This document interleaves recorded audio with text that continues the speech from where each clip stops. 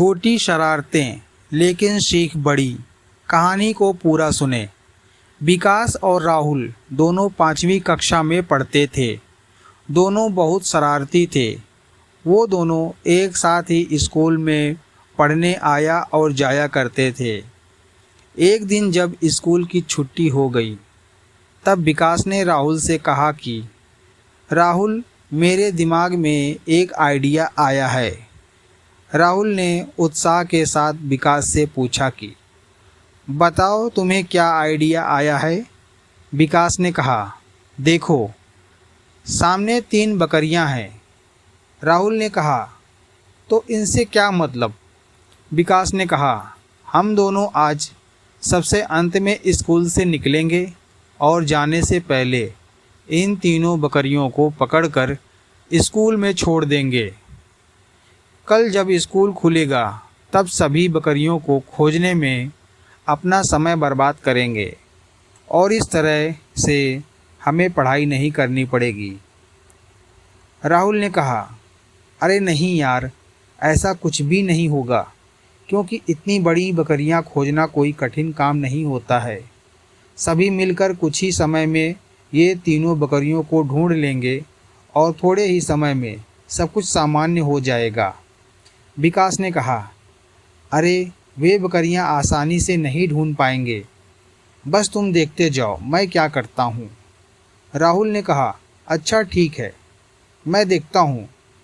दोनों छुट्टी के बाद भी पढ़ाई के बहाने अपने क्लास में बैठे रहते हैं और जब सारे लोग स्कूल में से चले गए तब ये दोनों उन तीनों बकरियों को पकड़कर क्लास में ले आए। इसके बाद विकास ने इन तीनों बकरियों पे सफ़ेद रंग से नंबर लिख दिए। विकास ने पहली बकरी पर नंबर 1 लिख दिया, दूसरी बकरी पे नंबर 2 लिख दिया और तीसरी बकरी पे 4 नंबर लिख दिया। तभी राहुल ने विकास से पूछा कि विकास, तुमने तीसरी बकरी पे नंबर 4 क्यों लिखा। विकास ने कहा, अरे दोस्त, यही तो आइडिया है मेरा। राहुल ने कहा, आखिर तुम्हारे दिमाग में क्या चल रहा है, मुझे कुछ समझ में नहीं आया। विकास ने कहा, कल सभी तीसरे नंबर की बकरी ढूंढने में पूरा दिन निकाल देंगे और तीसरे नंबर की कोई बकरी है ही नहीं, इसलिए वो उन लोगों को कभी मिलेगी ही नहीं। अगले दिन दोनों दोस्त समय से कुछ पहले ही स्कूल में पहुंच जाते हैं। थोड़ी देर में स्कूल के अंदर बकरियों के होने के कारण बहुत ज़्यादा शोर मच जाता है। सभी लोग चिल्ला रहे थे। तभी किसी ने कहा कि ये पहले, दूसरे और चौथे नंबर की बकरियां तो आसानी से मिल गई, लेकिन ये तीसरे नंबर की बकरी पता नहीं कहाँ पर है। सभी लोग उस तीसरे नंबर की बकरी को ढूंढने लगते हैं।